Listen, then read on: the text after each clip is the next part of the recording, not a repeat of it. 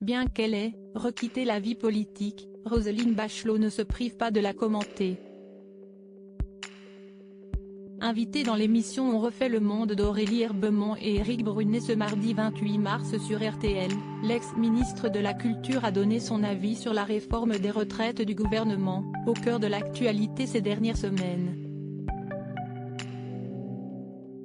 Même si elle ne fait plus partie de l'équipe gouvernementale et qu'elle ne se gêne pas parfois pour la critiquer, Roselyne Bachelot partage tout de même l'avis de l'exécutif sur la nécessité de cette réforme. On l'a vu dans les réformes précédentes des retraites, je comprends très bien que ça ne fasse pas plaisir aux gens. Moi je pense que cette réforme des retraites, elle est absolument indispensable, a-t-elle déclaré au micro de RTL, expliquant que les projections faites par un certain nombre d'organismes risquent d'être trop optimistes. Celle qui garde un souvenir mémorable des engueulades d'Emmanuel Macron est également revenue sur la baisse du taux de fécondité dont l'impact est inéluctable à l'avenir, l'ex-ministre de la Santé sous Nicolas Sarkozy ne croyant pas en la politique nataliste. La politique nataliste ça donne des allocations, mais ça ne fait pas marcher les ovaires, ça, ce n'est pas possible.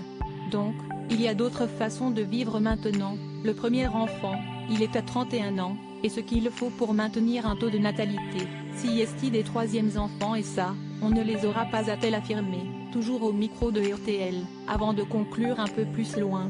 Donc moi, je pense que cette réforme elle est douloureuse, mais elle est indispensable. Roselyne Bachelot et ses broches, retour en images sur sa passion pour cet accessoire. Roselyne Bachelot, dure avec les artistes, douce avec ses anciens collègues désormais plus éloignés de la vie politique, Roselyne Bachelot en a profité pour livrer ses 4 vérités avec son livre 682 jours paru au début de l'année. Si avec cet ouvrage, les artistes en ont pris pour leur grade, en revanche, Roselyne Bachelot se montre beaucoup plus douce à l'égard de ses ex-collègues. Récemment, l'ex-femme politique s'est permis plusieurs confidences au micro de Bruno Guillon, racontant notamment comment lors de sa première rencontre avec le président de la République, Emmanuel Macron l'avait hypnotisée, ou encore sa déclaration d'amour à Jean Castex, l'ancien Premier ministre auquel elle devait répondre lorsqu'elle était au gouvernement. Crédit photo, capture écran RTL.